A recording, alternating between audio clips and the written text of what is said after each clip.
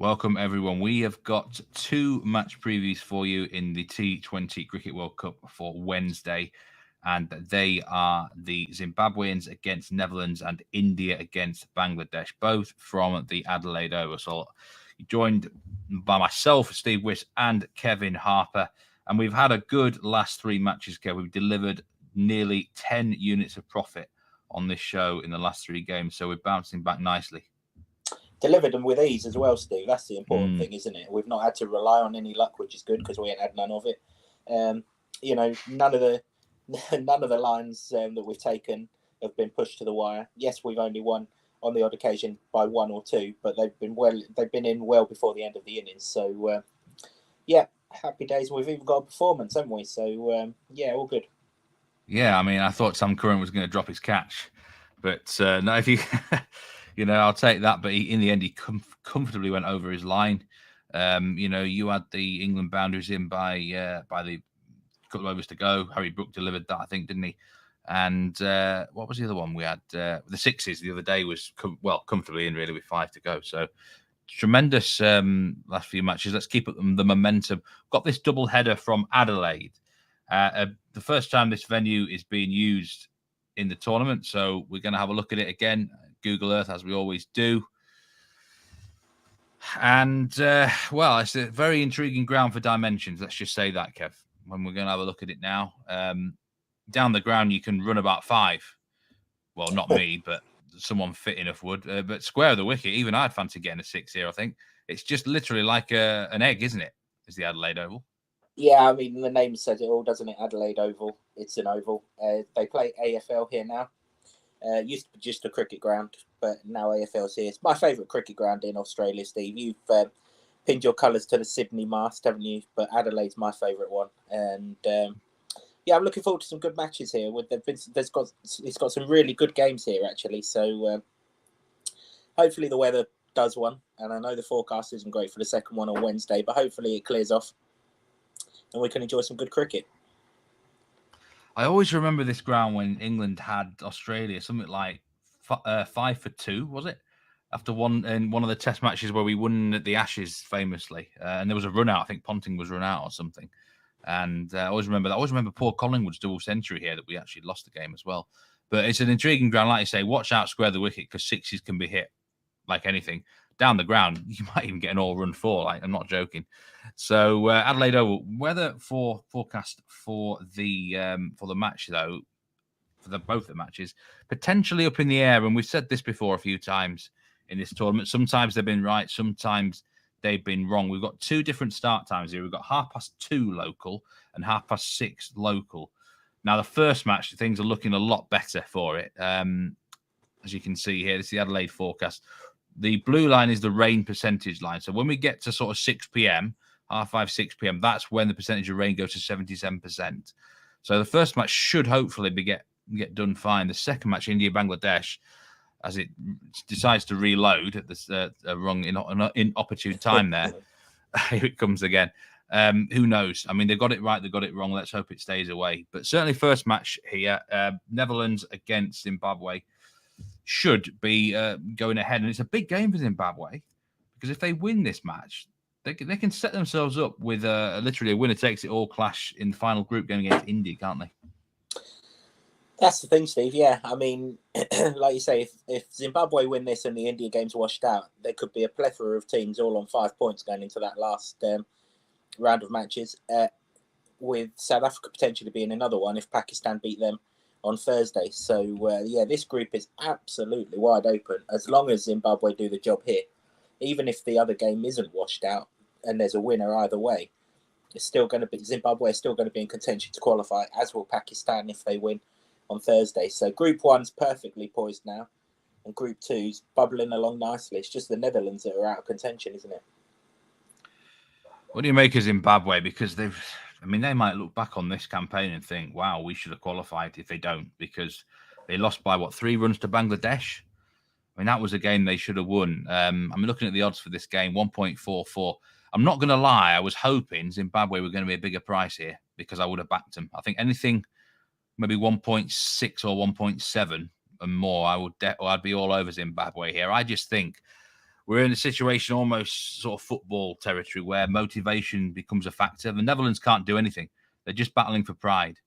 But Zimbabwe, they've got a massive dangling carrot. It's all in their favour for motivation. I just think they're going to be up for it more. I think they're the better team anyway. But unfortunately, the bookmakers, I think 1.4 does look about fair. What do you reckon? Yeah, I agree. Yeah, they're playing the role of party poopers now, aren't they, the Netherlands? And they could spoil two big parties, couldn't they? Zimbabwe and South Africa. There's still some big sort of scalps to claim. I like Zimbabwe. I've liked Zimbabwe. Good bowling attack, haven't they? Yeah, really like their bowling attack. Don't think their batting's necessarily too bad, particularly when they bat first, actually. And they've given us the moment of the tournament, haven't they, when they beat Pakistan? Like you say, they should have beat Bangladesh, just couldn't quite hold their nerve in that final over. But, if they win this game, all they can ask for is still being in the tournament going into their last game. And yes, it's an uphill struggle to beat India, but weird shit happens in this tournament. So you just can't rule them out. But yeah, I do like them here, I must admit. I like them here because it doesn't feel like a pressure situation yet. If it was the final group game and they win and they're in the semi-finals, yeah, don't think I would back them then because the expectation is they win. They've just got to win here to stay in the tournament as such. And I think they're not going to be as nervous in that sort of fashion. But the Netherlands, obviously they're gone. They've got no points at this point in time. What have they got that can cause problems to Zimbabwe? Well, the big problem they've got is I'm pretty sure concussion protocol is going to rule Basta Leader out of the game. He bats at 3, bowls 4 overs. Brilliant fielder. He's their best player, really, in terms of 3D cricketers. And so if he's not playing, there's a huge hole in the Netherlands side, isn't there? They've got pace, but I'm not so sure pace is necessarily needed here because the quicker it comes down, the faster it goes square of the wicket, and the further it goes square of the wicket, and miss hits will go for 6 here. If you've watched the Big Bash, this is the home of the Adelaide Strikers, and they recruit players that are good square of the wicket for that very reason, so that they can take advantage of the square boundaries. In truth, Steve, I don't really see an awful lot that the Netherlands have got going for them here, other than that freedom that they're not playing for anything. Exactly that. So we've got 3 bets for you for this game. Let's start with your first one, Kev, and we're going back to a very familiar territory here. Sikandar Raza Performance over 38.5 with Bet365. As a reminder for those who don't bet performances or don't know about them, 1 point for a run, 10 points for a catch, and 20 points for a wicket, 25 for a stumping if you're betting on keepers. And I mean, the last time we took this bet, it should have came in, but there was a simple dolly of a drop catch off his bowling. His runs haven't quite come as much recently, which makes me think he's due to hit a few with the bat as well here, Raza. But I mean, just keeping it simple, 3D cricketer thing, and and not against great opposition. Yeah, no, you've covered it pretty much. His runs that have come in this tournament all came in Hobart. This is very similar in terms of dimensions to Hobart, isn't it? Particularly square of the wicket. So that bodes well. But also, the Netherlands haven't played spin well at any stage in this tournament. Shadab Khan ran through them in the last game. That was in Perth. You wouldn't really expect a spinner to run through a side. So that kind of shows that they struggle against spin. The game that's caught my eye between these two most recently, Steve, was the final of the qualifier to make it into this tournament. Zimbabwe beat the Netherlands and they beat them comfortably, and Raza took 4 for 8 in that game. Again, it's a highlight of the fact that they don't play top-class spin very well. And Raza's hard to pick because he hides the ball, doesn't he, behind his back? Oh, he does that really well, yeah. So the first time that the batsmen get to see it is when it's coming down at them. And he bowls at such a pace that you've got to have a real good eye and be really confident in how you're reading the way that the ball's spinning to be able to play him. He's got some good batsmen out in this tournament, Raza, and it doesn't surprise me purely because the batters don't see the ball until really, really late. It's not even like his partner at the other end can see it either and signal which way it's going. Like sometimes when a swing bowler's bowling, they can see which way the shiny side of the ball is and which way it's going to swing. That's not the case here. He hides it behind his back. It's a real good skill, actually. And I think the Netherlands are going to struggle with the ball here. Hopefully they struggle to hit the damn thing because then we don't have to rely on anyone catching the sodding thing, which has been our letdown over the last sort of few performances that we've took, with the exception of Sam Curran. But like you say, I fully expect runs to come here as well. This ground looks tailor-made for Raza's style, and there's certainly nothing in the Netherlands attack that's going to worry him. There's no mystery spin, not that that's a problem. Plenty of pace, but he showed against West Indies, Ireland, Scotland that that's not a problem either. So, yeah, I expect a real dominant performance from Zimbabwe's best player. Well, the best player in the tournament so far for me. Yeah, definitely the standout player in this match, isn't he? Full stop, to be honest with you. Sikander Raza over 38.5 performance points. I mean, it's a great line. It's below 40 for a start, so we can just nick it with two wickets, even if he was to get a duck. And it just looks a really good pick, I must say. I'm going to have a selection for this game, and I'm going with Zimbabwe's opening batsman, Wesley Madhevere, over 16.5 runs with Bet Victor at 17-20. And I don't like taking batsman runs lines too often, I must say, but this one just stuck out to me because we've had talks about this guy off air, and you think there's a cricketer in him, a good batsman in him, and I think I agree with you. I think he's good against pace, and I noticed you mentioned he got 70 odd against Australia at Townsville. I think it was just a few weeks ago even, and I've seen signs of him. He's got it. He's not afraid. I like that about him. He's not afraid. And I actually think his style suits this ground. He's quite good square of the wicket. I think he's quite good on the pull. And he's the sort of guy who could top edge it for a six, hit a six off the middle. Doesn't have to be that far. And these square boundaries, I think, just suit his game in the first 6 overs, where you can only have 2 fielders outside the ring and there'll be only 1 fielder on the leg side, I think. So if he can just stick in there, the new ball's doing a bit, and that's what I don't like about this bet. You know, the openers in this tournament have not had the greatest of time, have they? But if he can just chance his arm a little bit and knuckle down, I don't think 70 runs is a lot for him to get. In fact, he's actually covered it 4 out of 6 times in this tournament. The 2 times he didn't cover was a duck against Scotland and 4 against Bangladesh. So if he can just sort of get past an over, then I think he can probably get to this 20 mark. It's not asking a lot. Performance line at Bet365 it was 23.5, but he's only taken 1 catch in his last dozen games, so I don't think he's particularly in catching positions. So a batsman that I like. He's not against top class opposition here. Short square boundaries, which should suit his game. As I don't like this. I don't like batsman runs bets, but this just feels right to me, Kev. Yeah, no, I agree. You're right. I really like him. That 4 against Bangladesh, actually, he absolutely creamed a cover drive to get to 4. And then he went after a wide one and just got a top edge that was caught on the boundary at third man. If he'd, just another 2 foot higher, it would have gone for 6. I think against the West Indies in Hobart, wasn't it? He hit a 6 square of the wicket. And then Alzari Joseph bent his back a bit more and got one to bounce a little bit higher, and he got a top edge caught on the boundary, didn't he? So, yeah, no, he's got all the credentials to go well on this ground. And, yeah, I like him. Like you say, he made that 70 against Australia, and that wasn't a mismatch Australia. They played their first choice bowling attack in that game, and he looked really, really good. And those Townsville wickets, they did plenty. Zimbabwe bowled Australia out for 90 odd in the third game of that series. So, yeah, this guy's got technique. And if Zimbabwe are at the top table a lot more like they should be after this tournament, we're going to hear a lot more of this guy. I think this is a big score in him in this game. I've just got a feeling that he could actually get 50. And I think his price for a 50 is like 5-1.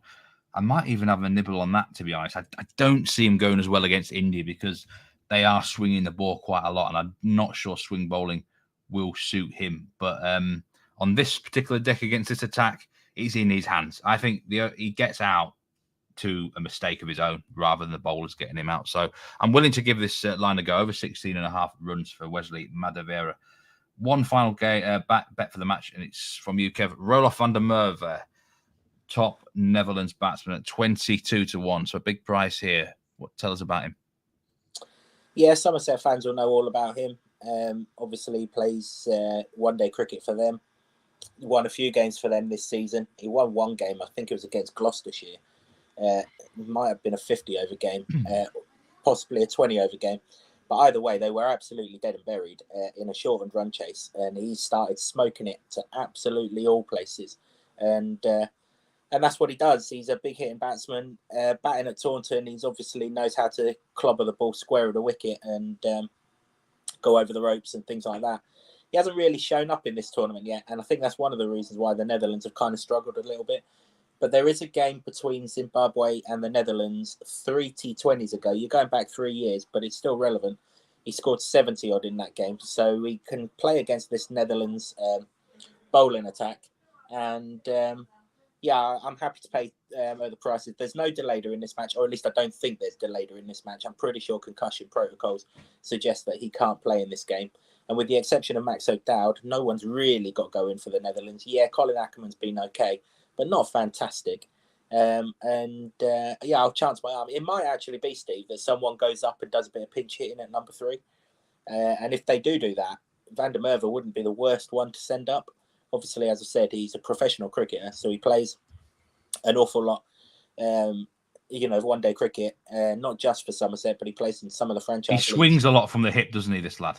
Yeah, he does, but he can bat normally as well when he needs to. And obviously, he's of South African heritage, so he'll have played against the Zimbabwean sort of style of cricket an awful lot as well. So, yeah, I'm happy to take the chance here. It is a long shot, but this is one of those grounds that even if you come in at 7, because the square boundaries are so short, you only have to get 3 or 4 out in the middle, and all of a sudden you're away and catching up whatever the top score is. I don't think it'll be that high, the top score, unless O'Dowd does something really good, which obviously will, happy days if he does for us because we're on him outright.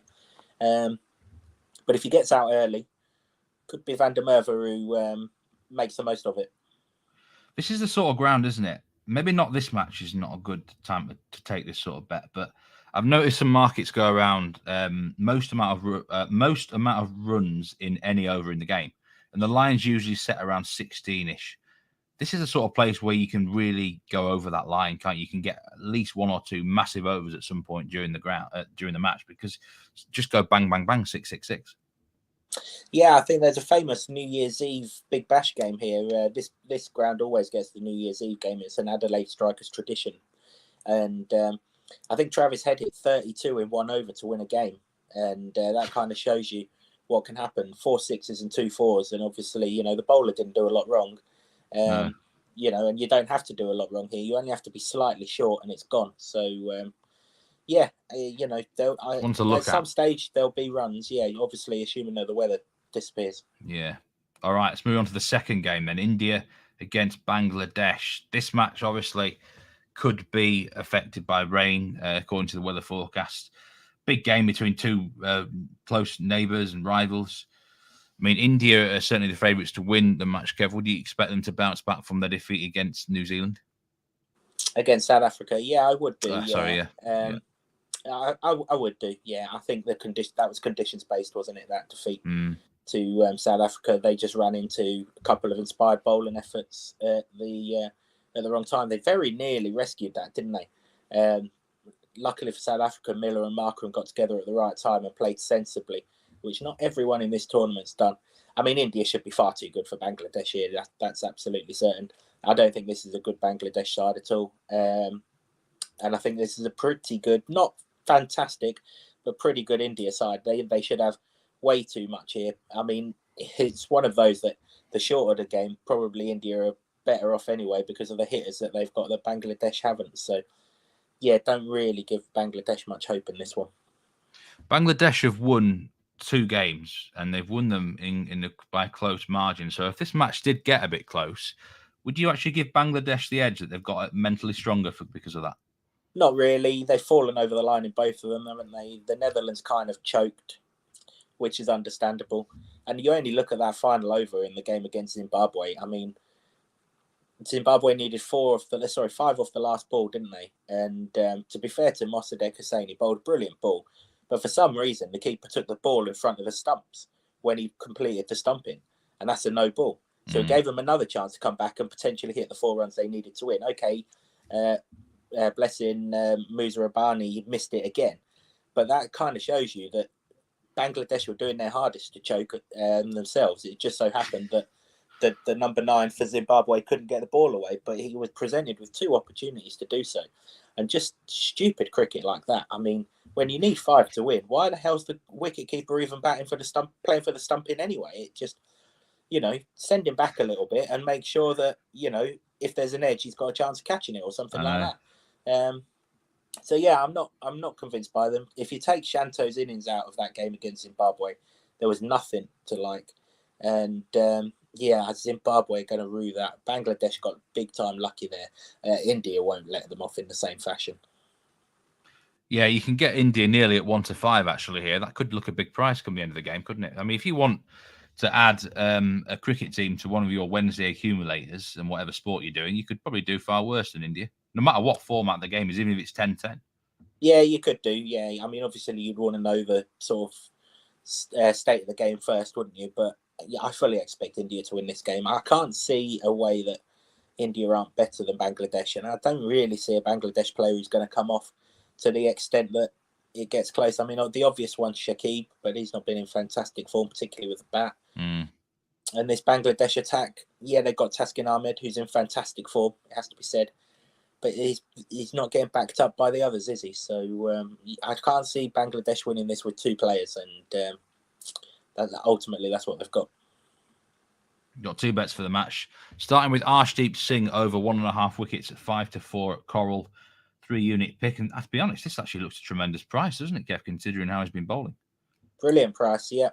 Arguably the best new ball bowler in the tournament. He's got it swinging around boomerangs. The ball, okay, the shot that Quinton de Kock played against him was an absolute shambles, but the ball that got him out still swung and created that indecision in de Kock's mind, didn't it? And he's doing that all the time. And actually, Steve, I probably expect him to swing the ball even further here. And the reason I say that is here you can pitch the ball right up, because if the batsman drive you, like you said, you've got half of an acre behind the bowler. So, he's not going to get hit for 4, is he? Not unless they run 4. So I expect him to pitch the ball up, probably have a couple of slips, 2 slips, 3 slips. He's the danger bowler in this side, isn't he? And there isn't really what you would call a technically strong Bangladesh batter in the top order. It's not until you get down to Shakib at sort of 4 that you get a technically strong one. And he isn't massively technically strong. And actually, even if Arshdeep doesn't take the 2 wickets with the new ball, he's likely to come back at the death, where you would think Bangladesh are going to have to go hard with their sort of lesser batters, because they're likely to be behind the run rate, whether they're batting first or chasing. So we might pick up a couple of cheap wickets then as well, because he's very good at the death as well as at the start of the innings. I think he's been the best bowler in the tournament, Steve, really, when you consider who he's bowled at. Swing it a mile. You don't associate Indian bowlers with swing, but this guy. Yeah, no, that's it. And I mean, he got Rizwan and Babar Azam out in the first game, didn't he? He got Quinton de Kock out in the last game. He's not getting rags out. He's getting serious players out. Swinging it both ways as well. He's getting serious players out because he's bowling so well. So, yeah, I think the wickets, I think this line and this price is pretty juicy on a guy who's in great form. I mean, we're on him outright.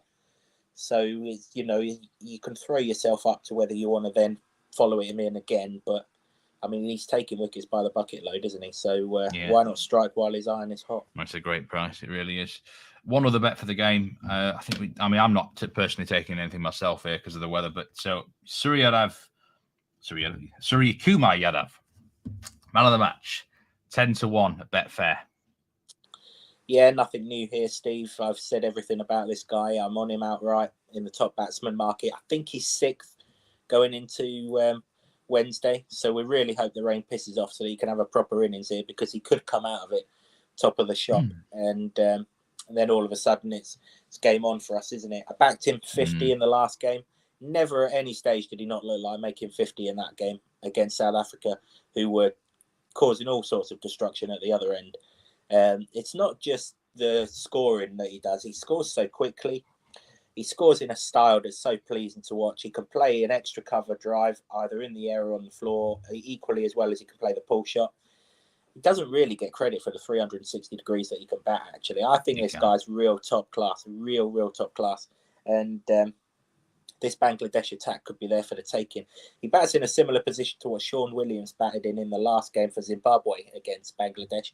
He scored 70 on, should have won them the game. And I think on this ground, Yadav could pepper these square boundaries. He could get a bit messy for Bangladesh. And I think I'd rather take him to be player of the match rather than the top batter, because I don't really see bowlers sort of doing any major damage. So let's have a go on him being the player of the match, particularly if it's a shortened game. Obviously, there'll be less wickets fall, more likely that a batter's going to do the goods, and this guy's batting about as well as anyone right now. So very well. And hopefully, all being well, he'll avoid Taskin Ahmed as well. He's Bangladesh bowler you need to avoid. So 10-1, big price on a guy who's in fantastic form. I've highlighted his form right throughout these podcasts, and you saw it with your own eyes against South Africa. That was on a Perth wicket that, you know, was pretty extreme. This one will be on a nice, soft, friendly wicket, very much more Indian type wickets. And yeah, I expect him to go really, really well. I hope he goes really, really well. I hope he scores like 100 and puts himself in a real pole position for that top batter in the tournament. Well, I was saying to you the other day, where were they hiding this guy for so long? Because he's actually 32 years old now. He's only really come onto the international scene in, the last couple of years. So it just shows you, like you say, how strong the India team has been. But he looks really good. It's that 360. He can hit the ball anywhere. And I think it just showed you the other day, South Africa were doing plenty, weren't they, with the ball? But he came in and had a great innings.